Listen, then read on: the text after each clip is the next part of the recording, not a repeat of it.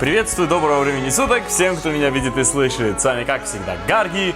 И это уже 11 и 12 серия Легенды о Героях Галактики.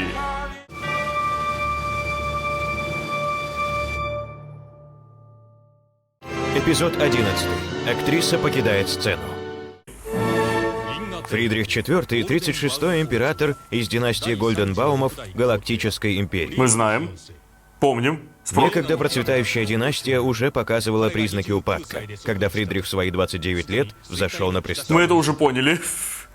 Не испытывая интереса к политике, он посвятил все свое время различным развлечениям. Это мы тоже помним.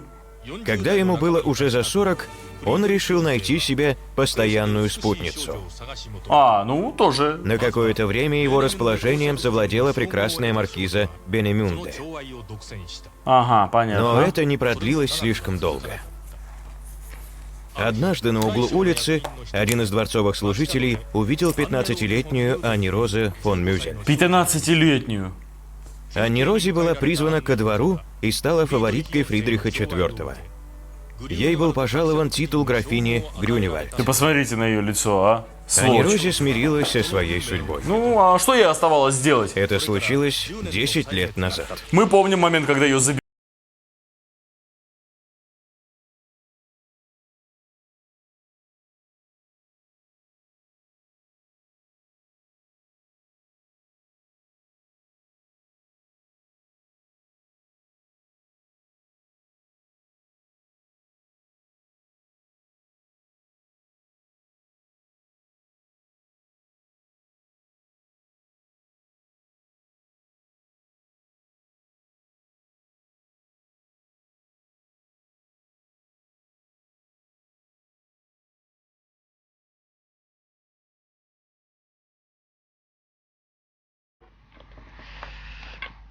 Облом.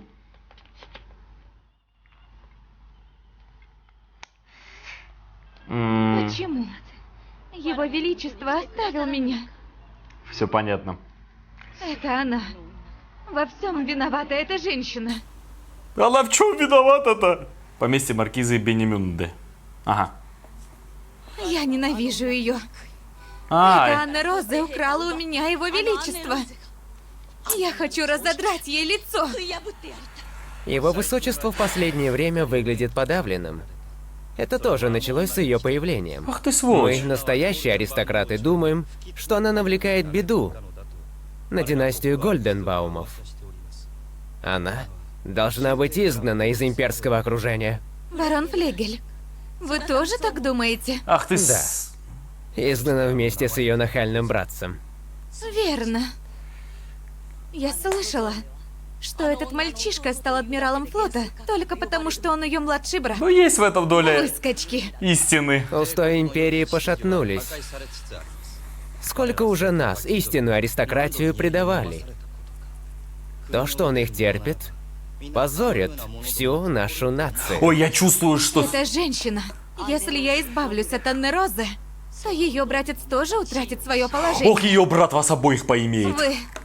Вы поможете мне? У нас ведь с вами общая цель. Да, с удовольствием. Недостаточно просто удалить ее от двора. Мы должны обесчестить ее. Это как? Должны пойти грязные слухи, и тогда все от нее отвернутся. Скомпрометировать собираются. Такая участь будет для нее достойным концом. Только ради вашей признательности, маркиза Бенемюнде, я предоставлю вам силы и средства. Вот как. Рассчитываю на вас. Прямо великолепный век. Если кто знает, о чем я говорю. Ясно? Мое имя не должно упоминаться. Найми нескольких отщепенцев. Будет сделано. Мы должны позаботиться, чтобы все подозрения пали на маркизу Бемюнде. Вся вина должна лечь на нее, если что-нибудь пойдет не так. Само собой. И, наконец, мы должны быть уверены, что не останется никого, кто бы мог проболтаться. Включая маркизу Бенемюнде. Особенно ее. Она глупая женщина. Пытается вернуть солнце, которое уже давно зашло. Даже если тварь. графиня Грюнельвальд умрет, расположение его величества не вернется к ней. Ни на мгновение. Это как пытаться вернуть солнце на небосклон после того, как оно уже закатилось. Да. В любом случае, чтобы избавиться от этого щенка, нужно предоставить ей любые ресурсы, которые у нас имеются. Да.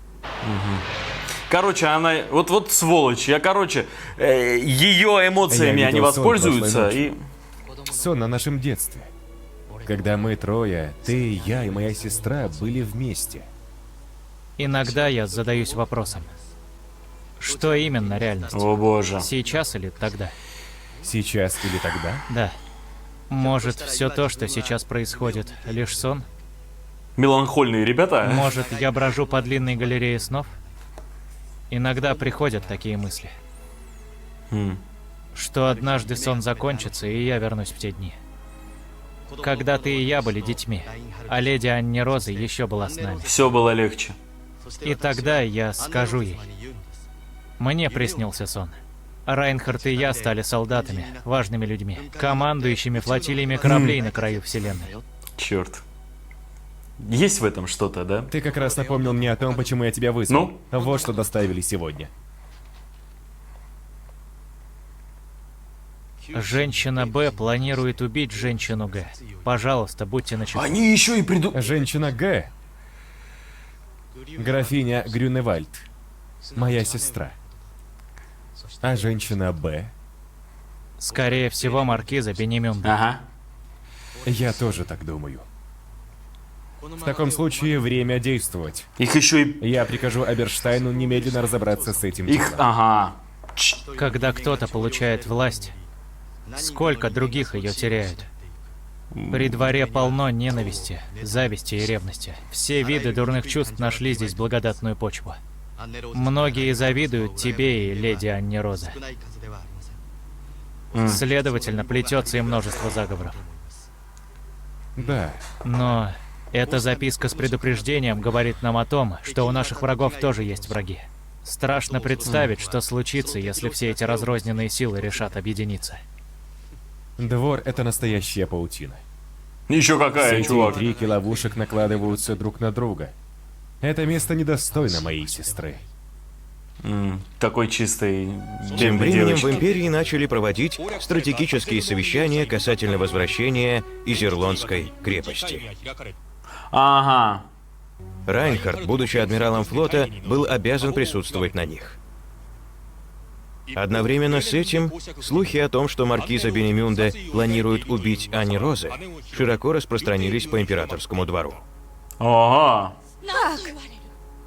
Я должна уехать из этого особняка и отправиться в загородное поместье? Да. Таково желание Его Величества.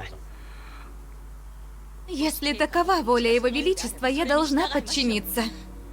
Но почему тогда Его Величество не пришел и не сказал это лично? Почему Его Величество? Его Величество занят важными делами. Важными делами? Вы подразумеваете, что он занят сидением у ног той Ну, женщины? флегель, сука. Это женщина. Она обманывает Его Величество. В чем? Она хочет избавиться от меня. Прошу прощения, маркиза Бенемюнда. Но я никогда не слышал, чтобы графиня Грюневальд говорила такие вещи о ком-либо. И, по моему мнению, Его Величество никогда бы не допустил подобного поведения. И вы тоже на ее стороне. Выметайтесь. Выметайтесь отсюда немедленно. Да. В любом случае, распоряжение Его Величества я передал. Да. Ваше Величество, почему вы не понимаете моих чувств? Может, всем пофиг, потому что... Я слышал ваш разговор. Флегель, что мне делать? Вы должны нанести удар как можно скорее. Графиня Грюневальд, должно быть, распространяет о вас грязные сплетни. Эта женщина, О как. эта лицемерка пытается избавиться от меня. Времени больше нет. Ну, Пора слушай. ввести в дело наш план. Я понял вас. Я Как? пришлю к вам нескольких помощников, тех, которым можно доверять. Но ничего не должно просочиться наружу. Я знаю. Флегель, Да уже! вы единственный, на кого я могу положиться. Уже все просочилось. Алло. Вот гнида. Госпожа Анна Роза, чрезвычайная ситуация. Граф Лоенграм. Мой брат? А чё с ним? Граф был тяжело ранен во время тренировки. Мой брат? В послании говорится, приезжайте немедленно. Подстава. Отправляемся. Подстава, подстава, подстава. Ее подставляют. Ее сейчас перехватят. Тогда что, телефонов не было? В 2100-м. Заметили? Разве это не графиня Грюневальд? Это кто-то... А! Кажется, да. Это двое ребят из штаба. Изерландская крепость была мощной передовой линией, защищавшей границы империи. А то классный Мы укреп. должны вернуть ее Укрепрайон был любой мощный. ценой. Вот Было. план захвата. Они лоханулись тогда сильно, реально Вице-адмирал круто. Кирхайс, вы здесь? Господа, Мы отправились в Адмиралтейство, но там никого не оказалось. совещание должно быть затянулось. Что-то случилось? Ну, мы только что видели графиню Грюневальд. Леди Анни Роза? Да, она куда-то очень торопилась. Нас это встревожило. Странно. Она редко покидает Ноя Сансуси. Когда-нибудь вообще. Она направлялась в сторону западных предместий. Подстава. О, нет. Давай, давай, давай, давай, давай, давай, быстро собирай, ребят. Быстрее, быстрее. Как они ее вообще найдут? Как они ее вообще сейчас найдут, а? Вот и все, подставили. Кто вы? Просто тихо следуйте за нами. Нет, спасибо. Маски какие-то эти, как будто... Мне надо поговорить с его превосходительством, адмиралом флота Лоенграммом. Ну, Его превосходительство сейчас на важном совещании. Я могу передать ему сообщение. Это Нет. чрезвычайная ситуация. Мне надо лично переговорить с его Да, К превосходительством. такого- сожалению, по регламенту это невозможно. Только передать сообщение. Ладно, неважно. Боюсь, мы не должны беспокоить его превосходительство без необходимости. ну все, ребят, все на вас. Вице-адмирал Миттермайер, та машина двигалась на запад? Да. Куда вы? Мне не по себе. Надо проверить все самому. В одиночку? Это личное дело. Мы доверили наши судьбы графу Лоенграмму. Значит, это и наше дело. Но Машина — единственная зацепка. Как вы сможете найти ее, если мы ее не опознаем? хорошо. Полагаюсь на вас. Истинные ребята, вот это братва называется. Настоящие друганы. Бравые братаны. Да, только как эту машину найти-то? О, Маркиза Бенемюнде. здрасте. Почему? Почему я здесь? Да. Бесстыжая сука. Самка. Похотливая дрянь, которая обманула его величество. Как? Но меня ты не проведешь. Украв сердце его величества, теперь ты пытаешься завладеть всей империей. Ты и твой младший братец. Мне не нужно ничего подобного. Молчать! Ей тебе нет, твоему брату да. Твоим жалким планам не суждено сбыться. Облом. Большой, сильный. Она что, ее травануть собирается? Травануть. Там этот яд в кольце. Классика. Да? Да, пожалуйста. Вот ты сволочь. Ты выпьешь вот это? Ау, ей самой манипулирует. Она попадет в очень жесткую И ситуацию. завтра твое тело будет найдено в деревне, Облом. лежащее в объятиях какого-нибудь простолюдина. Пойдут сплетни. Даже если ты графиня Грюневальд, это не поможет тебе избежать славы шлюхи. Все подумают, что ты наставила рога его величеству с простолюдином. Да, это Ты капец предала его оскорбление. величество. Ты шлюха. Твое имя будет опозорено навеки. Да. А теперь пей. Нет, не пей, не пей, не пей. О, похоже на то. В этом доме. Интересно. Многие аристократы владеют поместьями в этой области. Давайте посмотрим. Быстро они, конечно, нашли. Но это уже из ряда реально фантастики, как это они очень быстро нашли. Их двое. Хорошо. Руинталь, ты берешь того, кто справа.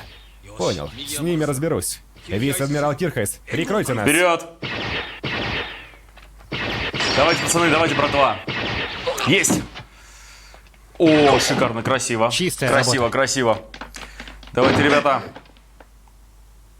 О-о. Зик. Привет. Не вол... Достаточно. Чёрт, Маркиза Бенемюнде, прям, полагаю. прям волнительно. Этим вы ничего не добьетесь. Ну да. Еще не поздно. Отпустите графиню Грюневальд. И вы... Не шутите так. Все вы, бросьте оружие. Или мне порезать ее. Ах ты, сука. И вы двое тоже. Давайте, ребят.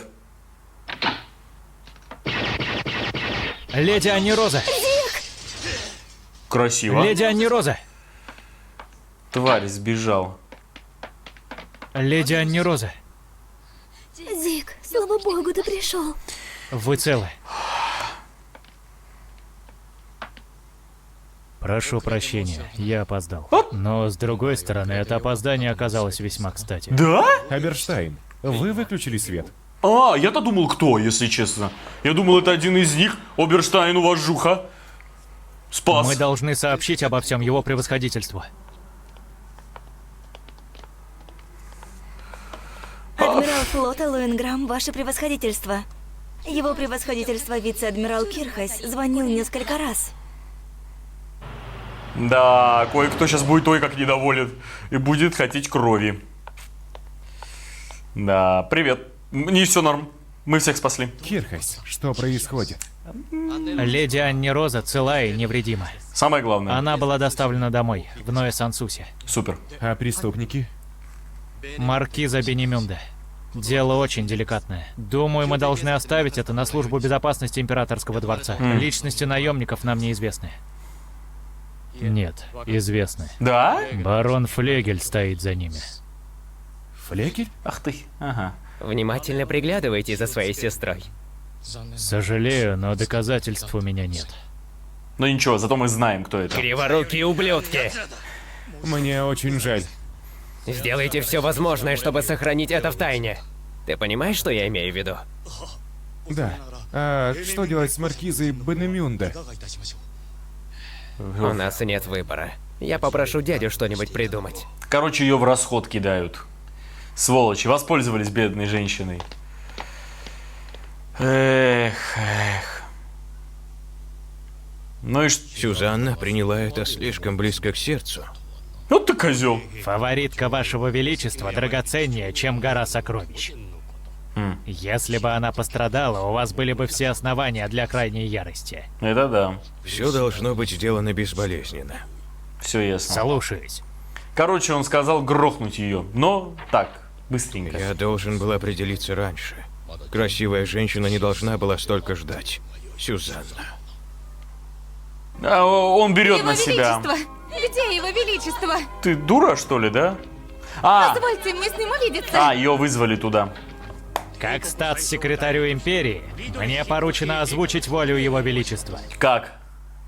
За похищение и попытку очернения графини Грюневальд маркиза Бенемюнде приговаривается к смерти, но благодаря особому расположению его величества к ней, ей разрешается покончить жизнь самоубийством. Кроме того, поскольку он по-прежнему чтит маркизу, его величество будет присутствовать на ее похоронах.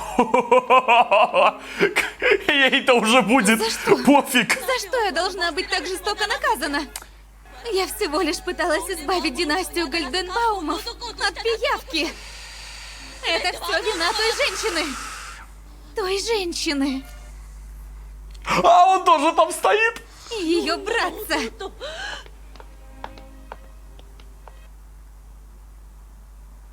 Ну, я так и думала, что это будет. Ничего, ничего. Вы удовлетворены, А? маркиза? Давай, Отпустите меня. теперь пей. Ваше Величество, один взгляд на Его Величество. Пей давай, сука. Ладно, хорошо. Ну, жалко, ну, конечно, давай. До свидания. Не выйдет.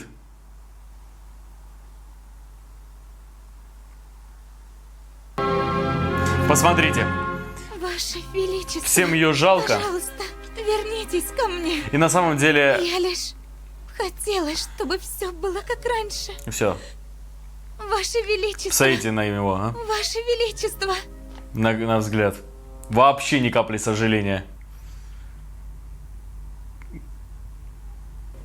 Маркиза Бенемюнде покинула этот мир. Земля пухом. А, Так.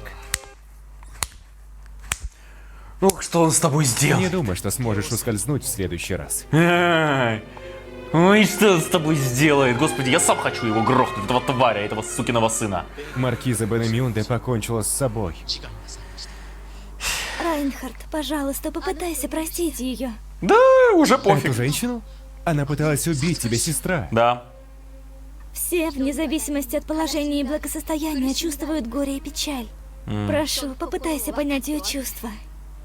Однажды она достигла самой вершины пьедестала. Теперь же забыта и изгнана из его сердца. Сестра. Она слишком добрая. И слишком... Династия Гольденбаумов, как и сама империя, находилась в упадке. Да. Корни этого упадка глубоко проникли в общество. И случившийся инцидент явный тому пример. Но обычно такие вещи не выходили за пределы императорского дворца. Ну да, поэтому все решили тихо и внутри. В этот же самый день было объявлено о смерти маркиза Бенемюнды от внезапной болезни. Актриса покидает сцену. Серия называется. Значит, не просто так нам показали оперу с самого начала. Актриса покидает сцену. Это такой яркая метафора была. Да. Это, мягко говоря... Ну, печально. Это печальная история на самом деле. По факту здесь никто не виноват, кроме как Фридриха IV, у которого меняются ориентиры, так сказать. Ну, что могу сказать? Мы снова наблюдали за тем, что происходит во время дворцовых интриг. Сейчас мы наблюдали такую ситуацию, как фаворитизм. На самом деле это была очень частая ситуация. Взять, да господи, любого императора, любого короля можно взять, у которых было наложниц по полной программе. Взять, например, Султанат. Я вот до этого во время просмотра сериала упомянул сериал «Великолепный век». Там, ну, это вообще очень красиво показано. Вот, пожалуйста, яркое представление того, что происходило тогда в гареме на самом деле. Ну ладно, хорошо, я могу немножечко и утрировать, да, и не говорить про сериал, потому что сериал это далеко не показатель реального историзма, но хоть какое-то общее представление после этого будет. Здесь то же самое. Сюзанна на самом деле, правда, трагическая фигура. Она была женщиной, она была маркизой, она была той личностью, которая должна была повести династию Голденбаумов дальше. Она должна была стать матерью. Но видите, как вышло. От нее Фридрих отвернулся, потому что увидел 15-летнюю девочку, на которую у него штуцер поднялся. Да, это, конечно, нехорошо, да. И вот эту бедную Сюзанну использовал этот флегель, этот сволочь, эта тварь. Господи, какая неприятная геницкая личность. А какое лицемерие. Ну что поделать? Что поделать? Вот такие придворные, и всегда у власти происходит. Те, кто умеют расчетливо, холодно, по-гницки себя вести. Это было ужасно на самом деле. Прекрасно знал, на что надавить и как что сделать. Слава богу, что у Райнхарда ребята глазастые. На самом деле это большое совпадение, большая случайность, что они просто увидели ее проезжающим мимо. Но хочу сказать сразу же, я понимаю, что многие это сейчас могли воспринять как большое гигантское совпадение и силу сюжета, но, как по мне, это далеко не могло быть совпадением. Это был центр, она выезжала из дворца. В этом дворце, мягко говоря, они могут часто бывать. Вообще, когда центр, да, вот когда Ноэн Сан-Суси, да, дворец, вообще принято, что вокруг как раз органа, вот основного органа государственной власти, именно дворец, да, вокруг него и располагаются все самые ключевые места. Так что они вполне могли ее увидеть, потому что они могли ехать в Адмиралтейство, которое рядом, и так далее. Короче, это военные, это вице-адмиралы. Эти ребята вполне могли перемигнуться глазами с кем угодно, тем более с ней. Так что это везение, да, везение, но везение вполне возможно. Что ж, по поводу того, Оберштайн молодец, это все дело рук Оберштайна. Оберштайн очень грамотно начал, скажем так, пиар-компанию, потому что, как бы сказать, видели все. Вот, но только вот один момент, кто распространил слухи по поводу того, что Анну Розу собираются похитить. И кто собирается похитить? Вот это самое интересное. Вот кто распространил эти слухи? Кто, точнее, донес до Райнхарда сперва этот слух? Кто-то распространил, мне кажется, это распространил Оберштайн. Это его работа. Это его вот черная работа, черная гницкая рутина в политических интриганных моментах. Это его, по его части. Он это сделал, чтобы ее защитить. Это сработало. И Сюзанну выселяли из дворца, чтобы ее как-то обездвижить. Но вот видите, что случилось. Женщина допустила страшнейшую ошибку и врубила форсаж, и пошла ва-банк. И это не получилось.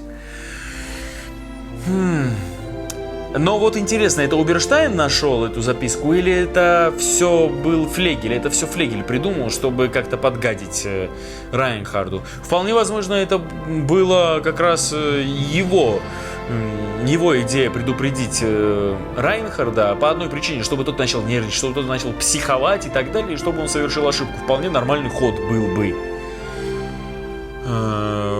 Райнхард сам мог бы совершить ошибку, например, наехать на Сюзанну без каких-то объяснений причин. И ничего не предъявишь ей. Короче, возможно, был расчет на то, что ей ошибку. Был расчет на то, чтобы Райнхард совершил ошибку. Но он спокойно начал действовать по-другому. Точнее, это Оберштайн взял на себя и действовал очень грамотно. То есть они взяли провокацию и обернули провокацию в их пользу. Так что это было очень круто и красиво. Ну, то, что Зиг с Миттермайером и вторым, пока еще, не запомнил. Каждый раз забываю их имена. Они сыграли очень достойно и очень круто. Ребята настоящие, братаны Райнхарду, истинные ребята и друзья. Будем надеяться, так и будет продолжаться. Черт возьми. Вот знаете, снова же поражаюсь тому, что вот я волнуюсь за всех. Я волнуюсь за то, что происходит в Империи. Я волнуюсь за то, что происходит в Союзе Свободных Планет. Я хочу, чтобы всем было нормально и хорошо. Вот знаете, вот это круто, когда... Я люблю такие произведения, такое приближенное. Это, конечно, фэнтези, да, это фэнтези-опера, но я очень люблю, когда оно приближено в реальности с точки зрения драматизма, с точки зрения такого объяснения поведения персонажей, когда мотивы есть правильные и выстроенные. Это очень круто. И один маленький моментик, который я хотел бы сказать. Черт возьми, они как-то... Зиг с ребятами очень как-то быстро нашли домик. Как-то очень быстро. А вдруг они могли опоздать? Вот это реально уже немного притянуто за уши. Ну, хотя они увидели машину, да, это та машина. Возможно, они быстренько ездили по всем домам. Нет, и вот машина. Вообще, честно сказать, это очень тупо взять ту же машину. То есть они их попытались ограбить, но... у них не было машины для того, чтобы уехать на ней. Вы понимаете? То есть, черт возьми, это крайне тупо со стороны похитителей. У них не было собственного транспорта, они забрали собственный транспорт. Это тупо. Очень. Было бы намного круче, если бы они увидели бы маркизу Сюзанну Бенемюнде и за ней бы проследили. Вот тогда было бы логично. И случайно ее снова бы увидели и проследили бы за ней. Было бы круто. Они не могли бы найти дом, и вот так. Что была 11 серия, переходим к 12 серии. Эпизод 12. Вторжение на территорию Империи. Ян Вен Ли смог захватить неприступную Изерлондскую крепость, не пролив при этом ни единой капли крови своих солдат. Это да, мы помним. Военная победа стала действовать как наркотик. Такой бескровный захват Изерлондской крепости создал сладкое опьянение, поглотившее умы жителей Союза Свободных Планет. Почти сразу же общественность возжелала окончательной победы. Я тоже был наивен. Думал, что если мы получим Изерлонд, то жажда войны уймется. Нифига! Решение о вторжении на территорию Империи пока еще не принято. Да ладно. Конечно, нет. Любое окончательное решение трудно принять, но решать будут политики, а не мы. Совсем не весело отдавать свою судьбу в их руки, не так ли? Ну блин, хреново на самом деле. Что случилось? Что там? Что там? Эй, вы! О, разве это не вице-адмирал Ян? О, боже. Подумать только, встретить вас в таком месте. Это просто... Да. А почему все стоят? Слушаюсь. Компьютер Центра управления движением сломался. А, Компьютер вышел из строя? Ну, дело не в нем самом. Кто-то, видимо, загрузил туда неверные данные. Как скоро будет восстановлено движение? Да, это займет около 4 часов. чё? 4 часа? Тогда мы опоздаем на заседание. Может, тогда здесь неподалеку есть общественный парк. Там можно посадить вертолет. Действительно, хорошая идея. Вы организуйте это. Слушаюсь, все будет сделано. Правильно, подгони на вертолет. Пошли. Охренеть. Круто. Не, ну им надо там быть. При Слушайте, таком раскладе я опоздаю на заседание, и оно пройдет без меня. А все потому, что ты не доставил меня сюда раньше. По-прежнему поздно встаешь? Что? А, это наш великий полководец? Что Жуан ты тут делаешь? Лебелло. Прогуливаешься? К сожалению, я очень занятая персона. И я. Столько дел, что голова кругом. Вы, солдаты, просто невыносимы. Захватили в Изерлоне 500 тысяч пленных. Разве нельзя было взять крепость чистой? Где нам взять теперь Нет, средства на нельзя их содержание? Значит, ты предпочел бы, чтобы мы их всех поубивали? Разумеется, нет. У нас есть демократия. Мы не можем поступать как варвары. да уж. Командующий, нам пора. Вот, Либелла, вот и вертолет не кипятись, подъехал. пойдем с нами. Куда? Я покажу тебе, что и солдаты иногда могут быть полезными. Не знал, что вы с председателем финансового комитета были друзьями детства. Мы просто жили по соседству. Что за просто жили по соседству? И это после того, как я с таким трудом взял тебя на борт. Конечно, мне необходимо попасть на заседание Верховного Совета. Взгляните, и все из-за какой-то глупой ошибки. Просто смехотворно. Блин, да. Война забирает слишком много квалифицированных кадров. Ага, вот. Из-за того, что тут даже нет 30-40 опытных инженеров, случаются такие простые ошибки. Армия забирает так много людей? Верно. Просто подумайте немного, и вы поймете. Многие еще не понимают этого.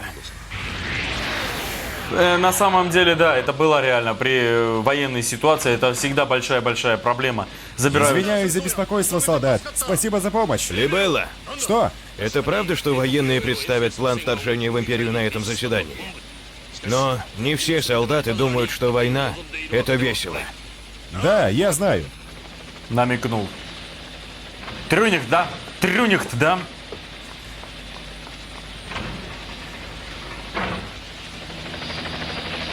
Сука.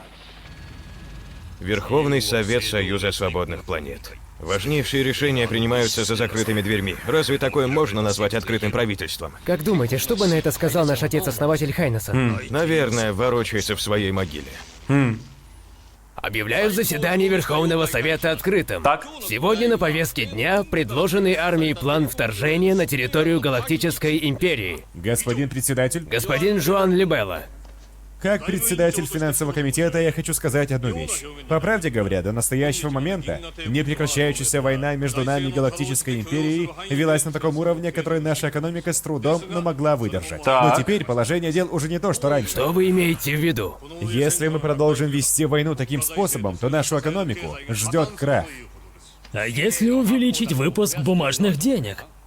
И как долго мы сможем это делать? Скоро бумажные деньги обесценятся, Да. и ими станут торговать на вес. Я не хочу оставить нашим потомкам только кучу долгов, проявив себя никудышним финансистом, вызвавшим рекордную Дефолт. инфляцию. Но если мы не выиграем войну, то не будет никаких потомков. Тогда разве нам не следует остановить войну? Благодаря вице-адмиралу Яну мы получили Изерлонскую крепость. Да. Имперские силы потеряли свою базу для вторжений. Думаю, что сейчас мы сможем заключить мирный договор на выгодных для себя условиях. Да. Или я ошибаюсь? Ой-ой, не заходите так далеко. В словах председателя финансового комитета есть доля истины, но разве эта война не против угнетения и тирании? И вы говорите, что мы должны остановиться из-за того, что она слишком дорога? Я тоже так считаю. Экономические проблемы следует решать с помощью внутренних усилий. Как председатель комитета трудовых ресурсов, я хотел бы отметить, что помимо экономических проблем, критична еще и проблема сохранения ценных кадров. Армия забирает слишком много опытных специалистов. Среди гражданского населения остались только старики да дети. Если так продолжится, то социальный строй Союза будет уничтожен. Сейчас не время для новой войны. Прекрасно сказано. Да. Спасибо. Я понимаю, что беспокоит председателя комитета трудовых ресурсов, но для национальной обороны настал момент истины, и помогать сейчас должен каждый. Но господин председатель Совета обороны, разве заставлять гражданских приносить бессмысленные жертвы не нарушение принципов демократии? Населению не вынести такой груз. Не в этом дело. А в чем? Наш священный Виндзор. долг — свергнуть деспотическое правительство. Мы сможем объяснить это гражданам и Транспортного. воззвать к их патриотизму. Нельзя совершить великое дело без некоторых жертв. Люди начнут задумываться, не слишком ли эти жертвы велики, миссис Винсдар. Жертвы не могут быть слишком велики. Мы должны пытаться, даже если все погибнем. Чё? Это уже не похоже на политический аргумент. На нас возложена великая миссия — свергнуть Галактическую Империю. Это наш долг — спасти человечество от угрозы гнета. Не время сейчас беспокоиться об общечеловеческих ценностях. Уберите Кто из нас её. одурманен? Уберите ее Посмотрим. оттуда. Вот данные. Пожалуйста, посмотрите на экран. Уберите эту Здесь женщину. показано процентное соотношение населения, которое поддерживает наш совет. Оно продолжает падать, и оно не меняется. Также растет число тех, кто нас не поддерживает. Прискорбнее всего то, что это тенденция. Если ничего не изменится, то вероятность того, что мы победим на выборах в следующем году, стремится к нулю. И что? очевидно, что большинства из нас в новом совете не будет. Но если мы сможем одержать крупную победу над Империей в ближайшие 100 дней, оппозиция получит не больше 15% голосов. Я отдам свой голос за вторжение. Согласен. Согласен, мы должны. Подождите минутку. У нас нет права. Как мы можем отправлять войска только ради поддержания политического влияния? Ох, какая наивность. Вот сука. Эта женщина. Пожалуйста, сохраняйте хладнокровие. Тогда ставим вопрос на голосование. Те, кто поддерживает план вторжения на территорию Империи, пожалуйста, встаньте.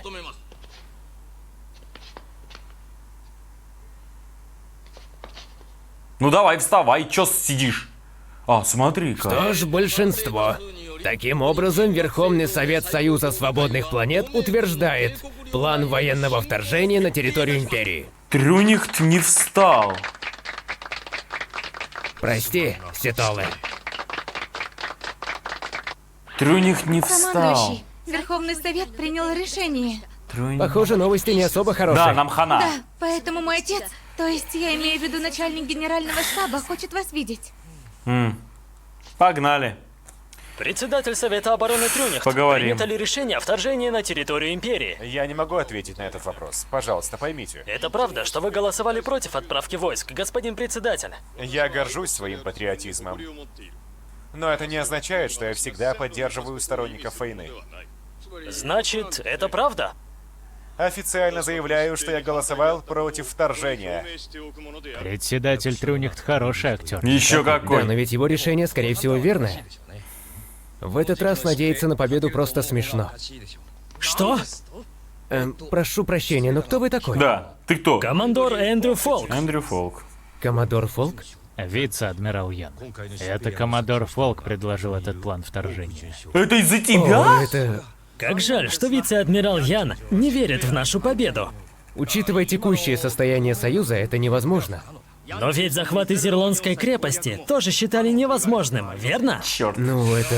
Или вы думаете, что одерживать победы способен только великий адмирал Ян? Это факт! Коммодор Фолк, вы здесь не нужны. Да, вали. Можете идти. Да, вали нахер отсюда. Вали отсюда. Дай взрослым поговорить. Дегенерат. Причина не в этом, но я хочу, чтобы ваш 13-й флот тоже участвовал. Ну блин. И хочу сказать, что я официально реорганизовал его в полноценный флот, добавили. присоединив к нему выжившие силы второго флота. Вот как. Командующий, а вы поддерживаете эту операцию? Ага. Мы обязаны подчиняться решениям нашего правительства, даже если они кажутся нам верхом глупости. Разве не в этом состоит Долбоебизм. фундаментальный принцип нашей нации? Кроме того, ведь правительство было избрано народом. Иногда у меня возникают сомнения по этому поводу. В империи, где горстка аристократов правит всеми, плохое правительство. В союзе, где правительство избирается народом, плохое управление. Как вы думаете, что из этого хуже? О, прошу прощения. Солдат не должен так говорить. Нет, все нормально. Иногда похожие мысли посещают и меня. Но на этот вопрос не так-то просто найти ответ. Да. Что ж, займитесь организацией флота. И побыстрее. Теперь, благодаря моему прекрасному адъютанту, у меня открылся настоящий талант к организации, так что все будет в порядке. Подлиза. Так она вам все-таки пригодилась? Да. Этот рад. Этот рад. Ну, конечно. Один из двух доступных для навигации маршрутов, соединяющих Союз и Империю, Физзанский коридор. Да. Он находится под контролем автономного полиса Физзана. Официально являясь частью Империи, Физзан обладает значительной автономией. На дипломатические отношения и торговлю с Союзом имеется негласное разрешение. Ага. Находясь между двумя могущественными державами, он никогда не стремился с ними сравняться. Скорее, он является неким торговым центром, который соединяет Союз и Империю. Также через него проходит основной поток беженцев и информации. Ага, интересно. Поэтому и Союз, и Империя имеют здесь своих уполномоченных. Это круто! Могут... Физан был основан Леопольдом Лаапом, влиятельным торговцем, происходящим с Земли, с разрешения правительства Империи. В настоящее время им управляет пятый независимый ленный правитель Адриан Рубинский. Адриан Рубинский, во. Значит, это ваше загородное поместье? Нет, оно принадлежит ей. Ну, смотри-ка. Господин Рубинский, сколько же у вас любовниц? Ну, их так много, что я уже давно потерял счет. Козёл. Вы очень энергичный мужчина, но, полагаю, вы пригласили меня, чтобы что-то обсудить? Ну, давай. Да, поскольку вы являетесь полномочным представителем Галактической Империи, вам будет интересно услышать это. Сдаст информацию. Я получил эту информацию из надежного Сдаст. источника. Союз планирует полномасштабное вторжение на территорию Империи. Доложил. Союз? В смысле, эти мятежники? Теперь, когда они смогли захватить Изерлонскую крепость, их боевой дух весьма высок, не думаете? Неважно, сколько крепостей они украли, это им не поможет. Сколько? Нет, Союз точно готовится к чрезвычайно крупному вторжению. Чрезвычайно крупному? Больше 30 миллионов солдат. 30 миллионов? Верно. Не думал, что они способны собрать такие большие силы.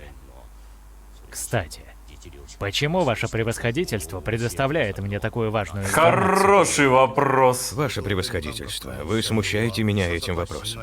В Тварь. конце концов, разве Физан не является частью Галактической Империи? Неужели мы когда-нибудь действовали не во благо Империи? Вот тварь. Нет, не припомню. Вы правы, ваше превосходительство. Неужели ты что, проглотил этот ответ? Он Таким проглотил образом, этот Верховный ответ? Совет утвердил план вторжения. Прежде всего, мы должны получить оценку начальника Генерального штаба касательно организации войск. Контр-адмирал Козель, прошу. Слушаюсь. Во-первых, верховным командующим космических сил назначается адмирал флота Лазар Лобос. Начальником штаба адмирал Гринхилл. Отдел планирования операций вице-адмирал Конев. Отдел разведки контр-адмирал Барайнен. 4 офицера тылового обеспечения. Касательно ударных сил. Вице-адмирал Лефевр, 3-й флот. Вице-адмирал Бьюкок, 5-й флот. Бьюков. Вице-адмирал Хэвот, 7-й флот. Вице-адмирал Эпплтон, 8-й флот. Вице-адмирал Эль-Салем, 9-й О, флот. какие. Вице-адмирал Уланьфу, 10-й флот. Вице-адмирал Бородин, 12-й флот. О, И вице-адмирал Ян, 13-й флот. много русских, кстати. Всего мы посылаем 8 флотов. 8. И мобилизуем 30 миллионов 227 тысяч 400 человек. Господи, 8 миллионов. Детальный план экспедиции еще не утвержден. Цель этого совещания — урегулировать все вопросы. Есть какие-либо замечания и предложения? Да, это бред все. Ваше превосходительство! Командор Фолк, офицер штаба стратегического О, боже. планирования. Эта экспедиция — наиболее дерзкое предприятие в истории Союза Свободных Планет. Да, это Как так. офицеру штаба, для меня честь принимать в ней участие. И чё? Большего солдату и желать нечего. И это вот все, что ты хотел сказать? Я бы хотел обратиться к главнокомандующему. Так как все мы являемся солдатами, если поступит приказ выступать, мы выступим, неважно куда. И лучшего момента для удара в сердце династии Голдбаумов не придумать. Однако эту операцию необходимо тщательно подготовить. Еще как. А для этого хотелось бы знать ее стратегические задачи. Офицер штаба планирования, объясните. Слушаюсь. Цель операции — большими силами нанести удар в глубину территории Империи. От одного этого у жителей Империи кровь застынет в жилах. Значит, мы должны вторгнуться без сражения, а затем отступить? Не совсем. Мы должны сохранять высокий уровень мобильности и реагировать на события соответственно ситуации. Пожалуйста, будьте конкретней. Это слишком абстрактно. Да. Он имеет в виду, что мы будем ждать подходящего случая. Что-нибудь еще? Можно? Говорите, вице-адмирал Ян. Я хочу узнать причину, по которой было принято решение начать вторжение именно сейчас. Разве дело не в приближающихся выборах? В этой войне нам представилась возможность. Если мы ее упустим, судьба не даст нам второй шанс. Другими словами, вы говорите, что нам предоставилась возможность начать наступление на Империю. Это не просто наступление, это крестовый поход. Используя крепость Изерлон в качестве плацдарма, мы вторгнемся глубоко в сердце имперской территории. Столкнувшись с этим, вражеские войска впадут в панику и растеряются. Неожиданно крупное наступление наших сил. Под развивающимся флагом справедливости Союза Свободных Планет. Издеваешься? Нас будет ждать только победа. Но в этой операции наши линии снабжения слишком растянуты, а это создаст трудности с запасами и проблемами с коммуникациями. Кроме того, простой атакой на наш тонкий растянутый фланг враг может легко разделить наши силы. Как они смогут это сделать, когда враг будет зажат между нашими флотами? Окружив его, мы атакуем со всех сторон. И, несомненно, нанесем имперцам сокрушительное поражение. То, о чем говорит вице-адмирал Ян, всего лишь маловероятный риск. Нет, вражеским командующим, скорее всего, будет граф Лоинграм.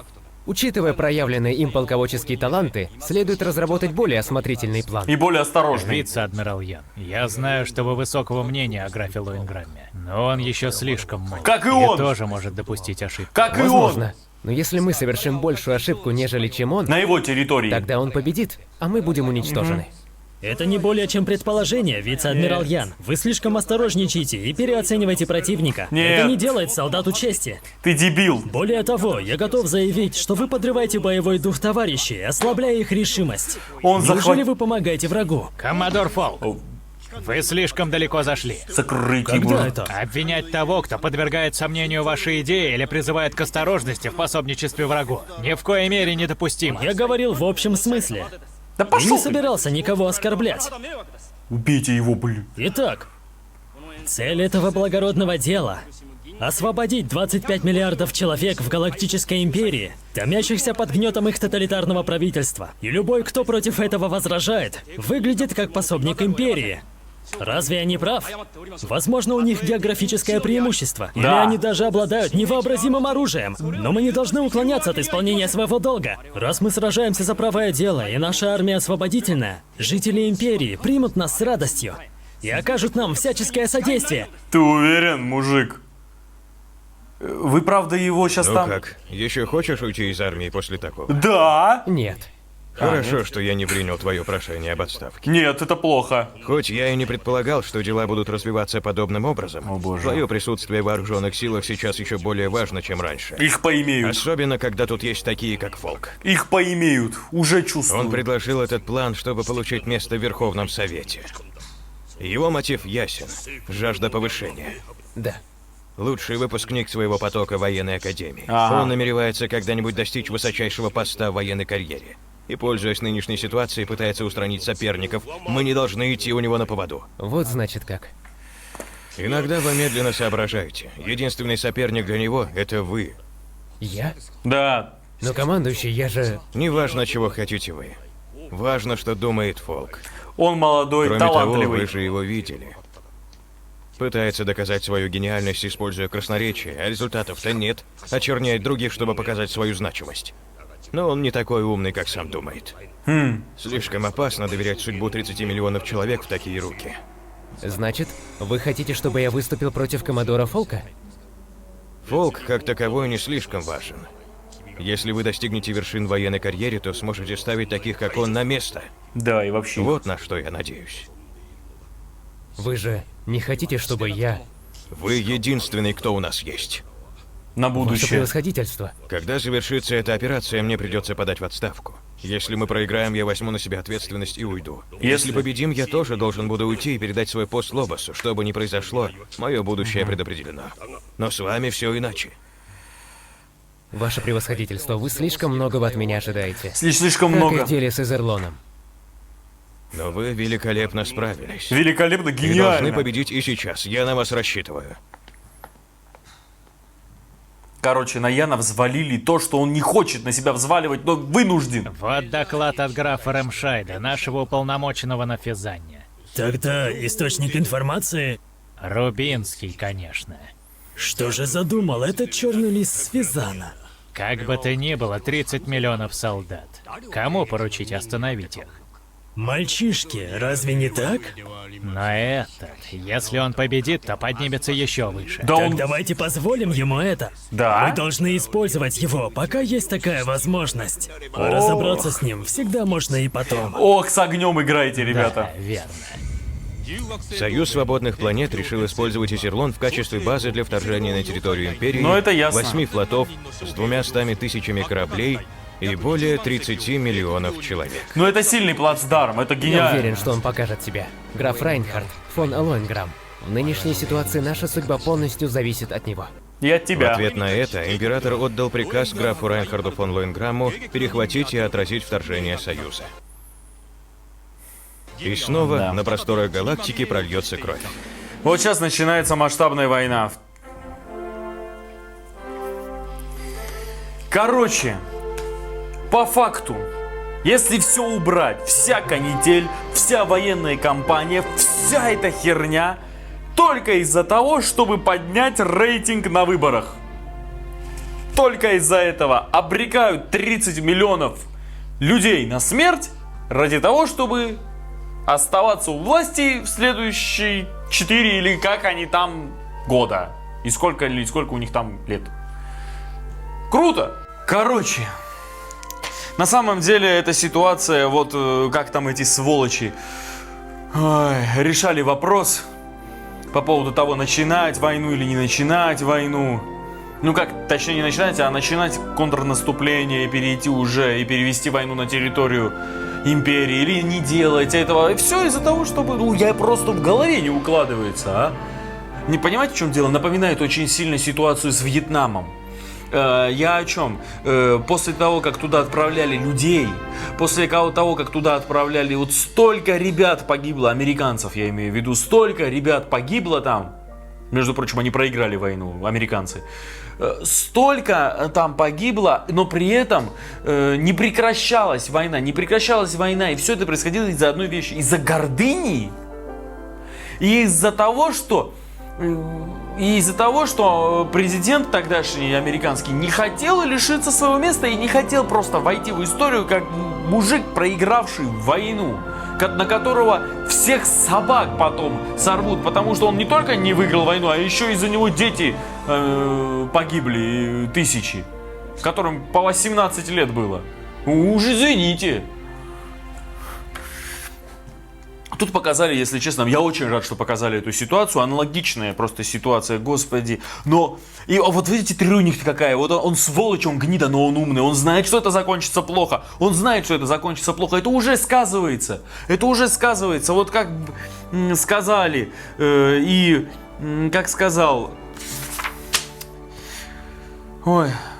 вот когда в конце, в начале компьютера этот вырубился, и Жуан Лобелло, этот друг там самого основного генерала, сказал, что у нас уже экономика просто рухнет, если мы продолжим эту войну. Это знаете, сколько спонсирования нужно? Это, господи, там один корабль, вы посмотрите, там один корабль на 100 миллионов долларов выглядит, если не больше.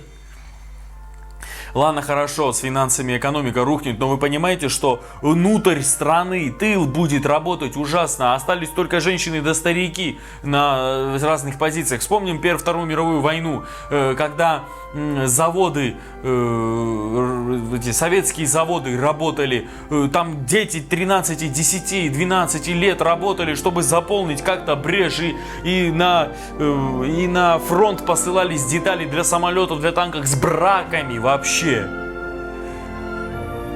Потому что не хватало кадров, потому что все были мобилизованы, но это другая абсолютно ситуация. Там во время Второй мировой ситуация была воистину критической. Я ни в коем случае не сравниваю эти две ситуации, просто разные причины, но факт в том, что вот из-за отсутствия нормальных профессиональных кадров в гражданской среде происходят очень страшные события. Вот, например, вот эти 5 этих лица, которые должны быть на своем месте, застряли на 4 часа в пробке из-за того, что система вырубилась, из-за того, что человек, который банально умеет тыкать кнопками в компьютере, нету. Да, я слишком эмоционален, да, в данный момент, потому что, очень грамотно показали внутренние проблемы, связанные с войной, а также сейчас покажут и эгоцентричные моменты, и показали также моменты того, как происходит внутри лагеря. Вы понимаете, что вот этот командор, как этого гниду зовут? Эндрю Фолк, да. Эндрю Фолк предложил план, который по факту... Вот я слушал его, да? Я слушал его, и весь его план просто основан на том, что люди, которых они захватят, которых они пришли порабощать, по мнению тех людей, сейчас живущих в империи, что они перейдут на их сторону. Это бред. Причем, понимаете, это как бы сказать, это, мягко говоря, это так не ведется война. Вот правильные вопросы задал сперва вот тот генерал, который это конкретно, какие цели в этой войне, нам нужны цели. Он не смог сказать цель. Ну, хотя бы и столицу Одина бы захватить, и то было бы внятнее это услышать, хотя в их понимании, скорее всего, это невозможно. И не очень грамотно сказал Ян. Ян думает наперед. Две самые главные вещи во время ведения боевых действий: связь и снабжение, которые растянутся слишком, и он очень волнуется из-за того, что фланг будет растянут, то есть когда они войдут вглубь, чтобы их не срезали, чтобы их с внутренней стороны не срезали, и чтобы они не угодили в котел, из которого они потом выбраться не смогут. В космический такой котел, я имею в виду, понимаете, да? То есть, если они слишком сильно вглубь зайдут, у них не будет возможности хорошо связь наладить, хорошо коммуникации, хорошо снабжать и едой, и ресурсами, и подкреплением друг друга. Это чревато страшнейшими последствиями. А Райнхард не дебил. Райнхард прекрасно понимает, что и как надо будет сделать. Я уже даже представляю, что Райнхард сделает. Я даже знаю, что он сделает. Он тупо подождет, пока они в глубину зайдут, а потом возьмет и обрежет им пути снабжения, и все, хана всем. И я надеюсь, Ян там что-нибудь придумает. Слава богу, что он пошел. Мне, блин, как его пропагандируют ему, а? Ян, ты понимаешь, что если ты уйдешь, посмотри, кто из молодежи приходит, ты понимаешь, а? Ян, нам хана без тебя. И мне очень понравился Бьюкок. Классный старик. От души. Прямо. Все же дело в выборах предстоящих.